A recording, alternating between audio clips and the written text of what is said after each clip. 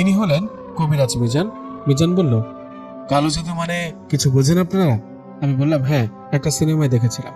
কথা শেষ করতে না করতেই আয়শার বাবা সজোরে আরেকটা থাপ্পড় বসিয়ে দিলেন।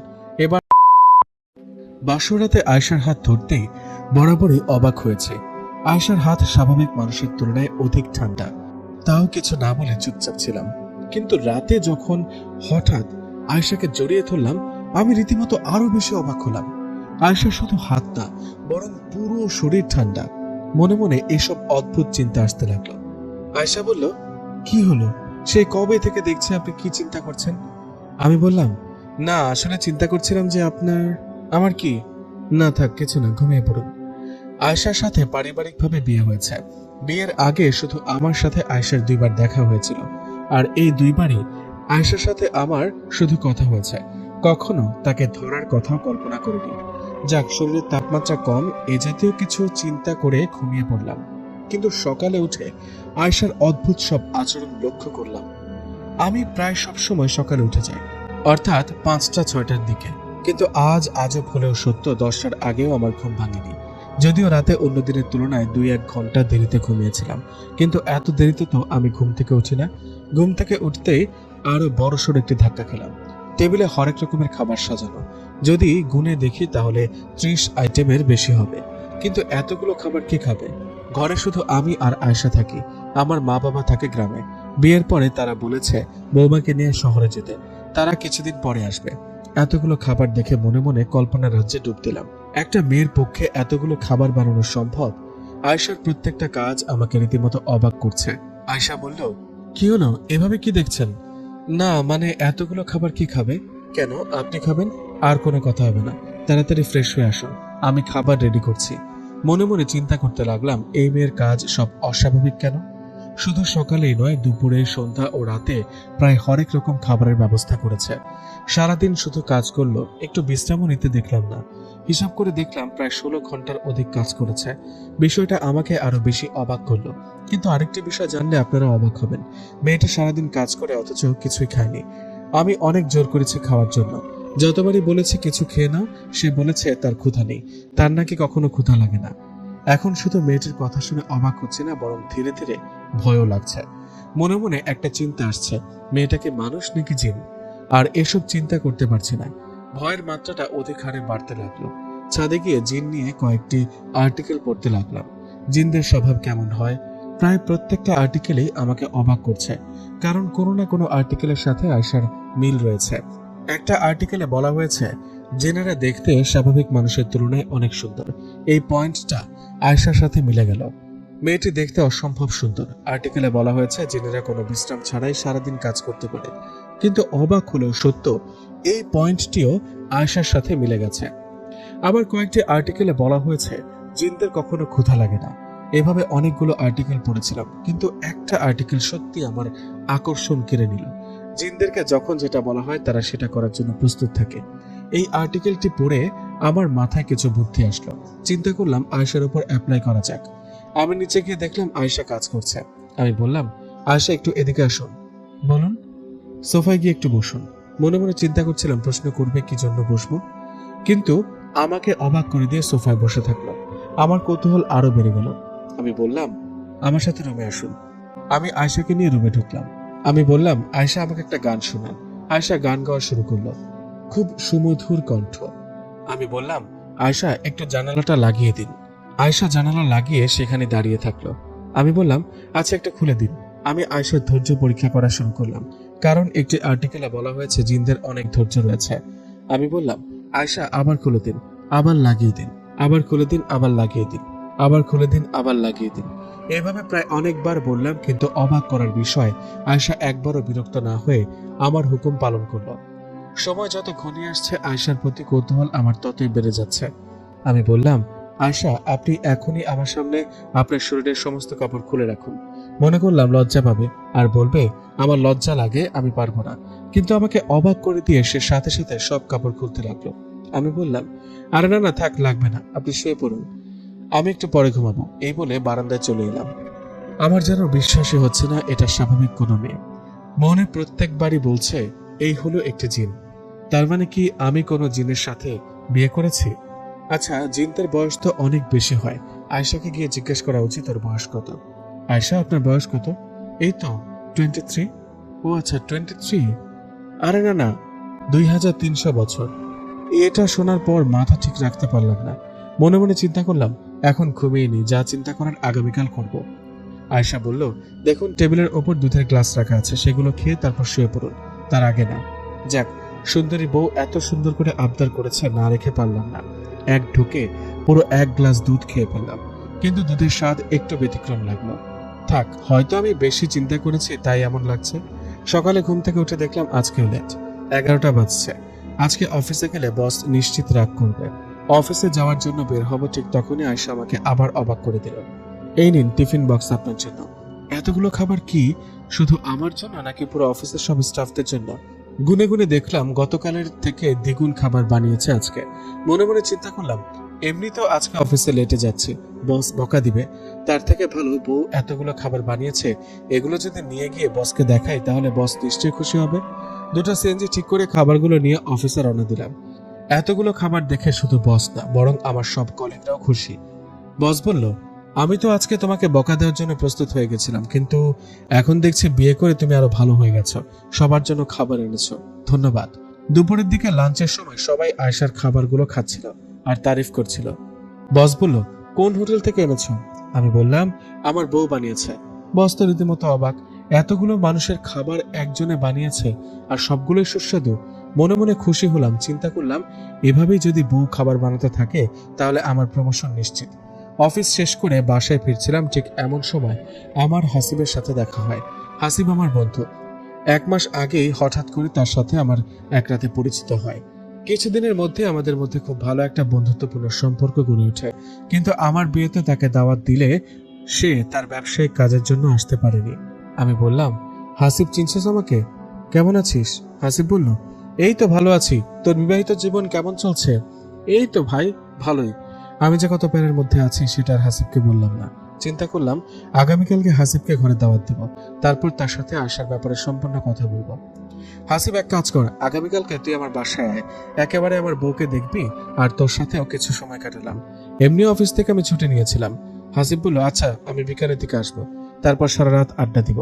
এভাবে দুজনেই আরো অনেক কথা বললাম। একটি গুরুত্বপূর্ণ মিটিং চলে আসায় সে চলে যায়। আমিও আগামীকালের জন্য প্রস্তুতি নিতে থাকি। ঘরে ঢুকতে দেখলাম আয়শা সবে মাত্র গোসল করে বের হয়েছে। এই যেন আমি নিজের চোখের সামনে এক অসম্ভব সুন্দর পরী দেখতে পাচ্ছি। চুল ভেজা, নাকের ডগায় সামান্য সামান্য পানি, ঠোঁট সম্পূর্ণ লাল। নিজেকে আর ধরে রাখতে পারলাম না। চিন্তা করলাম একটু রোমান্স করব। যে গিয়ে আয়শাকে জড়িয়ে ধরলাম। আমি আবার বড় ধরনের শক খেলাম। আয়শার শরীর অনেক ঠান্ডা। আয়শা বলল, দেখুন, দুষ্টুমি করবেন না, এইমাত্র অফিস থেকে আসলেন, ফ্রেশ হয়ে আগে খাওয়া দাওয়া করুন। মনে মনে আবার চিন্তা করতে লাগলাম, আয়শা কি জিন নাকি মানুষ? যাক, অত চিন্তা করে লাভ নেই। আগামীকালকে হাসিব আসবে, তার সাথে কথা বলবো। সকালে ঘুম থেকে উঠতেই খেয়াল করলাম আজকে আবারও দেরি করে ফেললাম।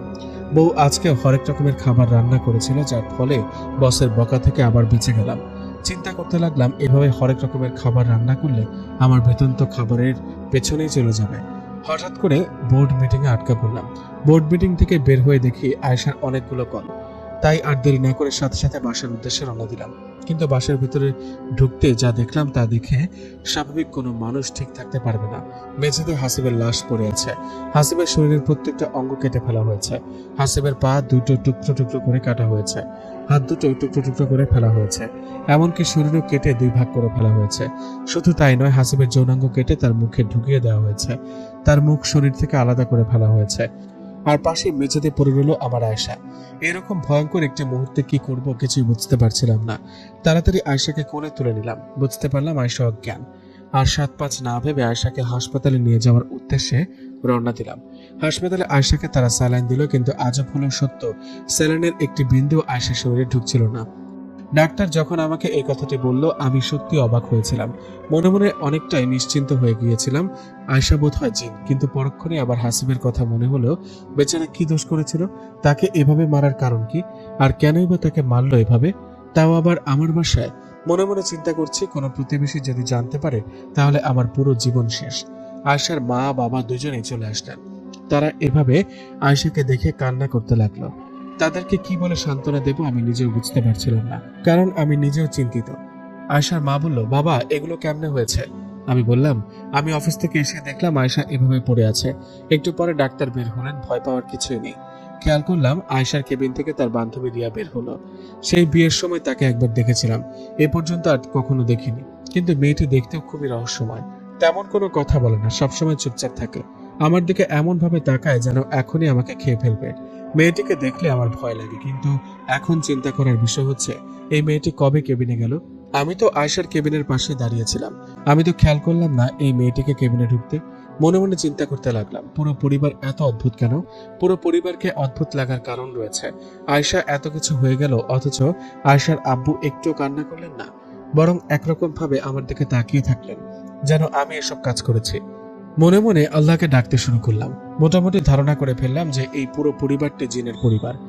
আয়শা কিছুক্ষণের মধ্যেই সুস্থ হয়ে উঠল। হঠাৎ করে যখন আয়শার বাবা বললেন আমার বাসায় যাবেন, ঠিক তখনই আমার বুকের বাঁ পাশে চিনচিনে ব্যথা অনুভব করতে লাগলো। আয়শার বাবাকে কিভাবে বলবো যে আমার ঘরের মধ্যে একটি মানুষের লাশ টুকরো টুকরো করে পড়ে রয়েছে? আয়শার বাবা বলল, কি হলো, চলো। আমি বললাম, আয়শা আর একটু সুস্থ হয়ে যাক, তারপর যাব। আয়শার বাবা ধমকের সুরে বলল, তোমার এত মাথা ঘামাতে হবে না। আমার মেয়ে সুস্থ হবে নাকি অসুস্থ হবে সেটা আমি দেখব। তোমাকে বলেছি চলো, আর এখনই যেতে হবে। আসলে বাসায় তো একটি। আমি আমার পুরো কথা শেষ হওয়ার আগেই আয়শার বাবা সজোরে আমাকে থাপ্পড় মেরে দিলেন। অ্যাটলিস্ট এটা আশা করিনি ওনার থেকে। কোনো কিছু যাচাই বাছাই করা ছাড়া একজন মানুষকে থাপ্পড় মেরে দিলেন। দেখলাম আয়শাও চুপ করে আছে, কিছুই বলছে না। অপমানে চোখ বেয়ে জল পড়তে লাগলো।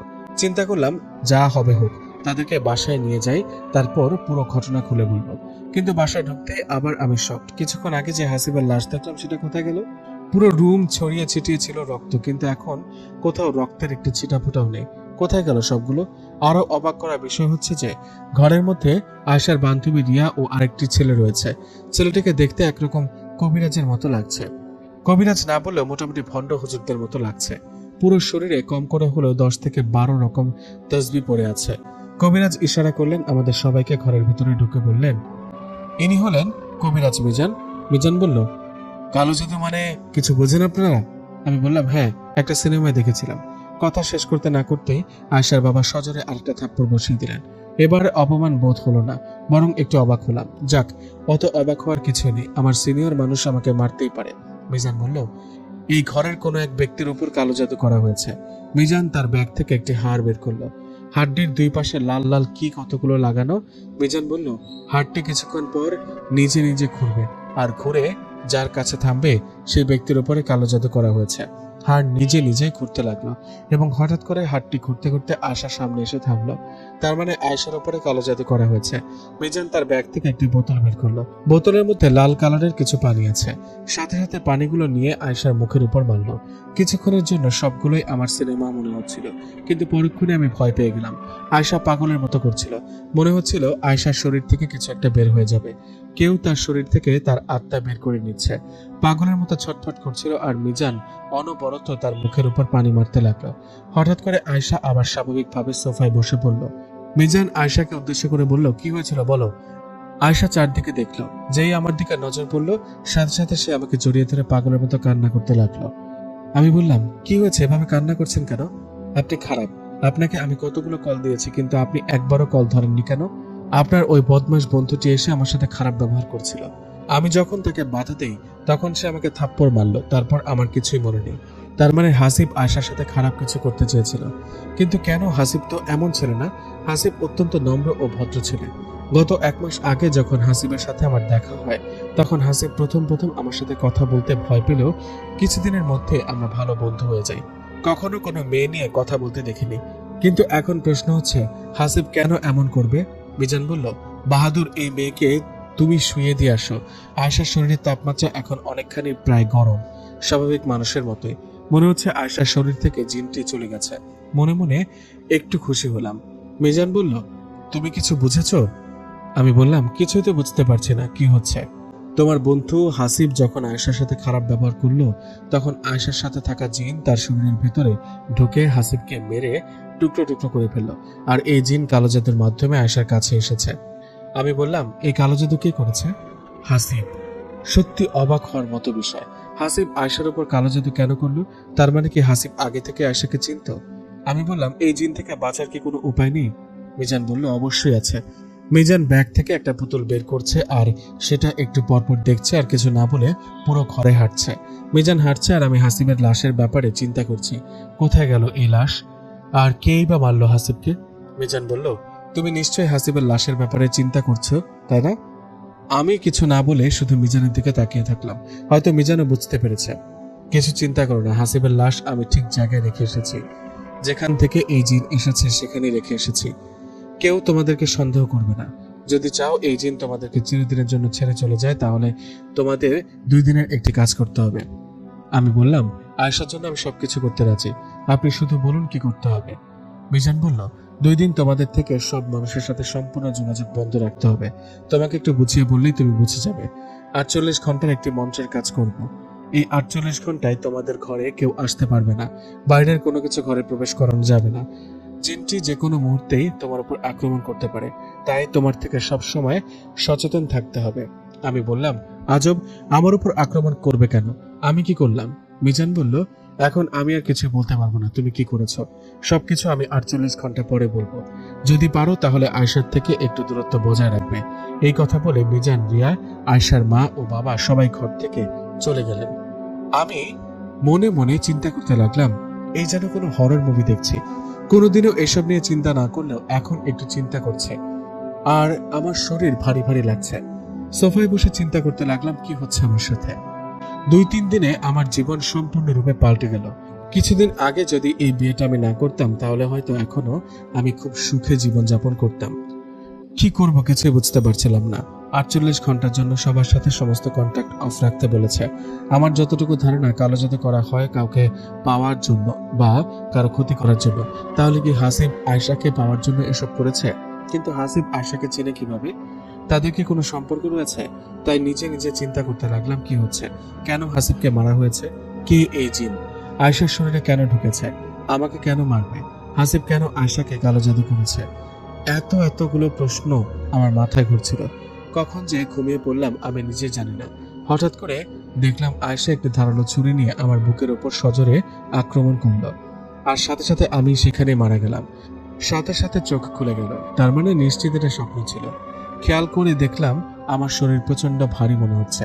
ভালো করে চোখ মিলে তাকিয়ে দেখলাম আয়শা আমার গায়ের উপর আর তার হাতে ধারালো ছুরি।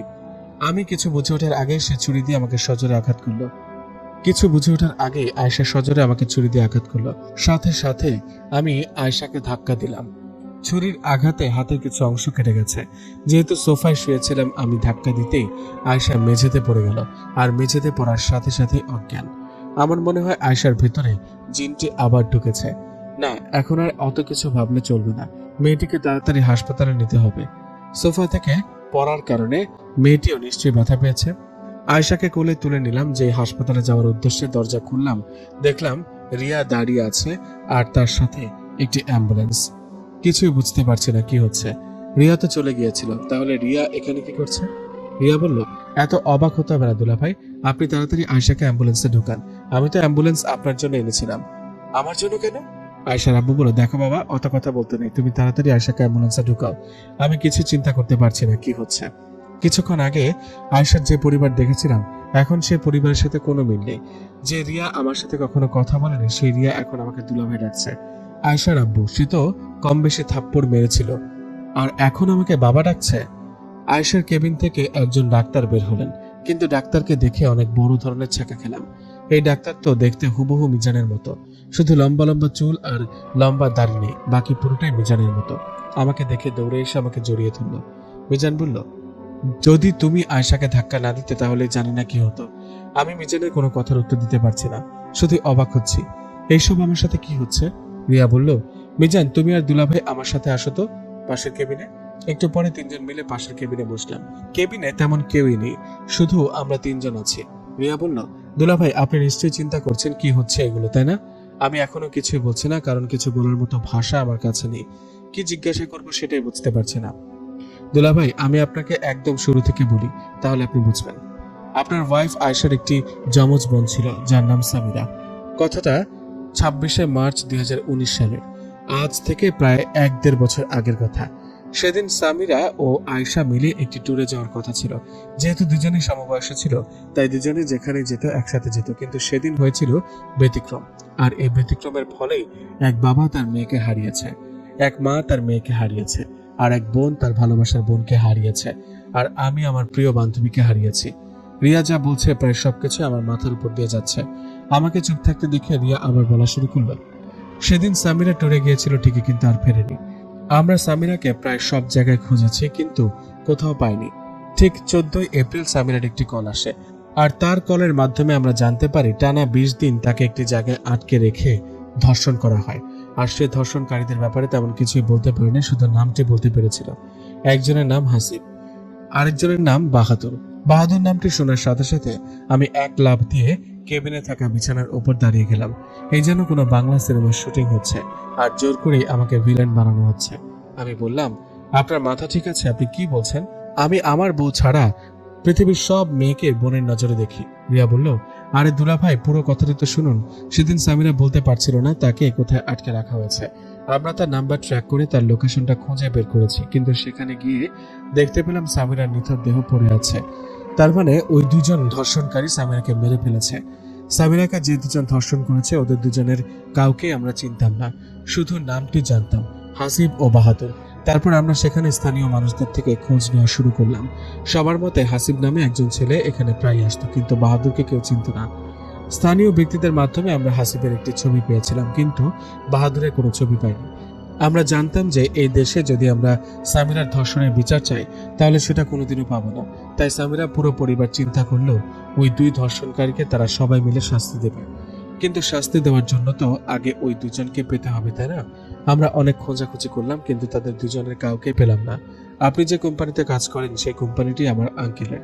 1 মাস আগে আঙ্কেল জানালো যে ওনার কোম্পানিতে বাহাদুর নামে একজন ছেলে কাজ করে, যার একটা বন্ধু আছে হাসিব নামের। তখন আমরা মোটামুটি ধারণা করলাম হয়তো আপনিও সামিরার ধর্ষণকারী। আর যখন আপনার বন্ধু হাসিবের সাথে আমরা যে ছবিটি পেয়েছি তার সাথে মিলে যায়, তখন আমরা বুঝতে পারলাম যে আপনারা দুজন ধর্ষণকারী। কিন্তু বলে না, পৃথিবীতে একজনের মতো দেখতে 7 জন আছে। কিন্তু কে জানতো এক দেশে এক জেলায় একজনের মতো দেখতে 2 জন আছে, আর তাদের দুজনের নামও একই। আচ্ছা, হাসিবের সাথে আপনার পরিচয় হয় কেমনে? আমি বললাম, এক রাতে অফিস শেষে বাড়ি ফিরছিলাম, তখন হঠাৎ হাসিবের সাথে আমার দেখা। প্রথম সে আমার সাথে কথা বলতে ভয় পেল, ও পরবর্তীতে আমরা অনেক ভালো বন্ধু হয়ে যাই। হাসিব প্রায় বলতো আমি নাকি দেখতে তার এক কাছের বন্ধুর মতো, কিন্তু আমি এসব বিশ্বাস করতাম না। সত্যি আমি জানতাম না হাসিব এত খারাপ একজন মানুষ। আপনারা চাইলে তো আমাকে আর হাসিবকে সরাসরি মেরে ফেলতে পারতেন। এসব বিয়ের নাটক করার কি দরকার ছিল? রিয়া বলল, হাসিব যে ধর্ষণকারী এটা আমরাও শিওর থাকলেও আপনি যে ধর্ষণকারী এটা আমরা শিওর ছিলাম না। আর তাছাড়াও আমরা আপনাকে এত সহজে মারতে চাইনি, অনেক কষ্ট দিয়ে মারতে চেয়েছিলাম। আমরা যদি আপনাকে সরাসরি মেরে দিতাম তাহলে হয়তো অনেক ঝামেলা হতো। তাই আমরা চিন্তা করেছিলাম প্রথমে আপনাকে মানসিক দিক থেকে মারবো, তারপর আপনাকে শারীরিকভাবেও মারবো। যেদিন আয়শার সাথে সামিরার বোন আপনার প্রথম দেখা হয়, আমরা মনে করেছিলাম আপনি চমকে উঠবেন, কিন্তু আপনি একটুও চমকালেন না, বরং লজ্জায় মাথা নিচু করে রাখলেন। ঠিক তখন থেকেই আমাদের অল্প অল্প সন্দেহ হওয়া শুরু করলো। আসলে আপনি কি সেই বাহাদুর নাকি অন্য কেউ? বিয়ের পর থেকেই আয়শার প্রতি আপনার এত কেয়ার, আর গতকালকে যখন আয়শাকে হাসপাতালে ভর্তি করানো হয়েছিল তখন আপনি পাগলের মতো কেবিনের সামনে হাঁটছিলেন। ঠিক তখনই আমার সন্দেহ হয়, সন্দেহটা আরো বেড়ে গেল। আসলে কি আপনি সেই বাহাদুর যে সামিরাকে ধর্ষণ করেছিল? আমি বললাম, তার মানে কি হাসিবকে আপনারাই মেরেছেন? সেদিন হঠাৎ করে আপনার কোনো বোর্ড মিটিং আসেনি, বরং বোর্ড মিটিংটা শুধু ছিল একটা বাহানা আপনাকে আটকে রাখার। আপনার থেকে দাওয়াত পাওয়ার পর হাসিব আপনার বাসায় গিয়ে আয়শাকে দেখে রীতিমতো চমকে ওঠে, কারণ হাসিব জানতো না যে সামিরার আরেকটি যমজ বোন ছিল। হাসিবকে মেরে ফেলার জন্য যখন আয়শা তার কাছে যায়, তখন হাসিব নিজেই আয়শার কাছে থাকা ছুরিটি দিয়ে নিজেকে মেরে ফেলে। হয়তো হাসিব সেদিন বুঝতে পেরেছিল তার মৃত্যু অনেক কাছে চলে এসেছে, তাই সে নিজে নিজে আত্মহত্যা করেছে। আমি বললাম, তার মানে আপনারা হাসিবকে মারেননি, ও নিজে ছুরি দিয়ে নিজেকে মেরেছে আর আপনারা তাকে কেটেছেন? রিয়া বলল, হ্যাঁ, বলতে গেলে এক প্রকার আত্মহত্যা করেছে। কিন্তু হাসিব আত্মহত্যা করেছে এটা যদি আপনি জানতেন তাহলে অনেক বড় ঝামেলা হতো। তাই এই পুরো ঝামেলাটাকে আমরা ভয়ঙ্করভাবে উপস্থাপন করলাম, অর্থাৎ এক বানানো জিনের উৎপত্তি ঘটালাম। আমার জামাই মিজানকে বললাম কবিরাজের মতো সাজতে আর আপনাকে ভয় লাগাতে। কে জানতো আপনি এত ভীতু মানুষ? অল্পতেই ভয় পেয়ে গেলেন। আমরা প্ল্যান করেছিলাম সেই রাতে আপনাকে মেরে ফেলবো, কিন্তু আপনাকে মারার আগে আমি আরেকটু শিওর হতে চেয়েছিলাম যে আপনি সামিরার ধর্ষণকারী কিনা। আমি ধীরে ধীরে আবার খোঁজ নেওয়া শুরু করলাম, আর অনুসন্ধানের মতে আমি এটা জানতে পারলাম যে বাহাদুর সামিরার ধর্ষণ করেছিল। গত 6 মাস আগে সে একটি কার অ্যাক্সিডেন্টে মারা যায়। ঠিক তখনই আমরা সবাই বুঝতে পারলাম আপনি সেই বাহাদুর না যে বাহাদুর সামিরাকে ধর্ষণ করেছে। আমরা জানতাম যে আয়শা আপনাকে ছুরি দিয়ে মারবে, তাই আমরা চিন্তা করলাম একেবারে অ্যাম্বুলেন্স নিয়ে আসি। যেই আমরা আপনার দরজার বেল বাজাবো ঠিক তখনই আপনি আয়শাকে সাথে করে নিয়ে দরজা খুললেন আর আমাদেরকে দেখলেন। আমি খুব মনোযোগ দিয়ে রিয়ার সব কথা শুনলাম, মনে হচ্ছে কোনো ছোটখাটো গল্প শুনে ফেললাম। মনের মধ্যে শুধু একটাই প্রশ্ন আসছিল, তাই প্রশ্নটিকে আর না চেপে রেখে রিয়াকে জিজ্ঞাসা করে ফেললাম। আমি বললাম, আচ্ছা তাহলে আয়শার শরীরে যে জিন আছে ওটা আর কি সত্য? রিয়া বলল, আপনি তো এক মহা বোকা দেখছি, আয়শার শরীরে কোনো জিন নেই। কেমনে? আয়শার শরীরটা সবসময় ঠান্ডা থাকতো, তারপর আয়শা বিশ্রাম না নিয়ে অনেকক্ষণ কাজ করত, আয়শা কিছু খেত না। এই সবগুলো লক্ষণ তো পুরোপুরি জিনের সাথে মিলে যায়। রিয়া বলল, দুলা ভাই অধৈর্য হলে চলবে না, ওয়েট করুন, আমি আপনাকে পুরো ঘটনা খুলে বলছি। আমরা যদি আপনাকে এমনিতেই বলতাম আয়শার শরীরে জিন আছে, তাহলে কি আপনি বিশ্বাস করতেন? অবশ্য করতেন না, কিন্তু জিনের লক্ষণ দেখাতে হবে, তাই না? আর যার ফলে আয়শা সবসময় তার শরীরে ইনজেকশন লাগাতো। ইনজেকশনটি লাগানোর ফলে মানুষ 16 থেকে 18 ঘন্টা পর্যন্ত ঠান্ডা থাকে। যদিও এটা শরীরের জন্য অনেক ক্ষতিকর, কিন্তু তাও আয়শা তার বোনের ধর্ষণের বিচারের জন্য এটা লাগাতো। আর যখনই আপনি আয়শার কাছে যেতেন আপনার কাছে তার শরীর ঠান্ডা লাগতো। আয়শা যে হরেক রকমের খাবার রান্না করত এটা সম্পূর্ণরূপে ভুল। আয়শা কিছু রান্না করতে জানে না, বরং এসব খাবার রান্না করে আমরাই পাঠিয়ে দিতাম। আর আপনার মনে হতো আয়শা সারাদিনই কাজ করছে। আচ্ছা দুলা ভাই, আপনার কি মনে আছে আয়শা সবসময় আপনাকে দুধ খেয়ে ঘুমোতে বলতো আর আপনি ঘুম থেকে উঠতে দেরি করে ফেলতেন? হ্যাঁ, আয়শা সবসময় আমাকে দুধ খেয়ে ঘুমাতে বলতো। আয়শা আপনার দুধের গ্লাসে সবসময় ঘুমের ওষুধ মিশিয়ে দিত, যার ফলে 10টা-11টা বাজার আগে আপনার ঘুম ভাঙতো না। আর ততক্ষণে আমরা আমাদের পুরো প্ল্যান করে ফেলতাম, আর ওই টাইমটা আয়শা বিশ্রাম নিত। তার মানে এত কিছু আমাকে মারার জন্য করা হয়েছিল? আমরা মনে করেছিলাম আপনি সামিরার ধর্ষণকারী, তাই আপনাকে মারতে চেয়েছিলাম। আমি হাসবো কি কাঁদবো কিছুই বুঝতে পারছিলাম না, কারণ রিয়া যদি জানতে না পারতো আমি সে বাহাদুর না যে সামিরাকে ধর্ষণ করেছে, তাহলে নিশ্চয়ই এতক্ষণে আমি 3.5 হাত মাটির নিচে থাকতাম। আমি বললাম, আচ্ছা হাসিবের লাশ কি করেছেন? রিয়া বলল, কি আর করব, যে জায়গাটাতে সামিরাকে ধর্ষণ করা হয়েছে সেখানে গিয়ে হাসিবের লাশ পুড়িয়ে দিয়েছি। না, এই ফ্যামিলি স্বাভাবিক না। আমি আর কিছু শুনতে পারবো না। তাড়াতাড়ি কেবিন থেকে বের হয়ে আয়শার কেবিনে প্রবেশ করলাম। ঘুমন্ত অবস্থায় আয়শাকে কোনো পরী থেকে কম লাগে না। আমি আয়শাকে দেখে এক নজরে চেয়ে রয়েছি। কিছুক্ষণ পরে আয়শা নিজে নিজেই চোখ খুলল, আর চোখ খুলে আমাকে তার পাশে বসে থাকতে দেখে খুবই অবাক হয়েছে। আমি বললাম, কি হলো ম্যাডাম, এতক্ষণ পরে তাহলে ঘুম ভেঙেছে তাই না? আয়শা কিছু না বলে কিছুক্ষণ আমার দিকে চেয়ে দেখছে, কিছুক্ষণ রিয়ার দিকে দেখছে। হয়তো চিন্তা করছে তার বোনের ধর্ষণকারী তার পাশে বসে আছে কেমনে। তার তো আজকে মরে যাওয়ার কথা ছিল। একটু পরেই রিয়া সবকিছু আয়শাকে বুঝিয়ে বলল। আয়শাও হয়তো বুঝতে পেরেছে। আমাকে কাছে টেনে পাগলের মতো চুমু খেতে লাগলো, আর এই দৃশ্য দেখে আয়শার পরিবার লজ্জায় কেবিন থেকে বের হয়ে গেল। আমিও মোটামুটি লজ্জায় পড়ে গেলাম। আয়শা বলল, কাঁদো কাঁদো গলায় বলল, আমি আসলে জানতাম না যে আপনি। আর কিছুই বলতে পারছে না, শুধুই কান্না করছে। থাক, আমি বাধা দেব না, কান্না করতে ইচ্ছে করলে কান্না করুক। আজকে অনেকদিন পর এই পরিবার খুশি, আজকে হলেও একটু প্রাণ ভরে কান্না কাঁদুক। এই পুরো পরিবারের ওপর গত 1 বছর ধরে যে যত কষ্ট গিয়েছে সেটা নিজের কানে না শুনলে বুঝতামই না। একটা পরিবার কতটা কষ্টের মধ্যে থাকলে এভাবে মানুষ মারার পরিকল্পনা করে আমার জানা নেই। সত্যি আমাদের দেশের সিস্টেম দিন দিন নষ্ট হয়ে যাচ্ছে, আর এই সিস্টেম নষ্ট হওয়ার ফলে অনেকগুলো জিনের উৎপত্তি হচ্ছে। যদি আমরা চাই এসব জিনের উৎপত্তি হওয়া বন্ধ হোক, তাহলে এখনই আমাদের সিস্টেম পরিবর্তন করতে হবে। আয়েশার পুরো পরিবার আজকে খুশি, কারণ তারা তাদের মেয়ে, বোন, বান্ধবীর ধর্ষণের বিচার করে ফেলেছে। হয়তো তারা নিজ হাতে একজনকেও মারতে পারেনি, কিন্তু তাও তাদের কোনো আক্ষেপ নেই। বরং দিন শেষে এটা বলেই তারা স্বস্তির নিঃশ্বাস ত্যাগ করবে যে তাদের মেয়ে বা বোন বা বান্ধবীর ধর্ষণকারীরা আর এই পৃথিবীতে নেই। কেবিন থেকে স্পষ্ট দেখা যাচ্ছে যে রিয়া মিজানকে জড়িয়ে ধরে আছে, আয়েশার বাবা আয়েশার মা জড়িয়ে ধরে আছে, আর আমিও আমার জিন টুকু বউ টুকু আয়েশাকে জড়িয়ে ধরে আছি। কিছু গল্পের সমাপ্তির মাধ্যমে অন্য গল্পের সূচনা হয়। হয়তো সেদিন সামিরার গল্পের সমাপ্তির কারণে আজকে আমার আর আয়েশার গল্পের সূচনা হলো।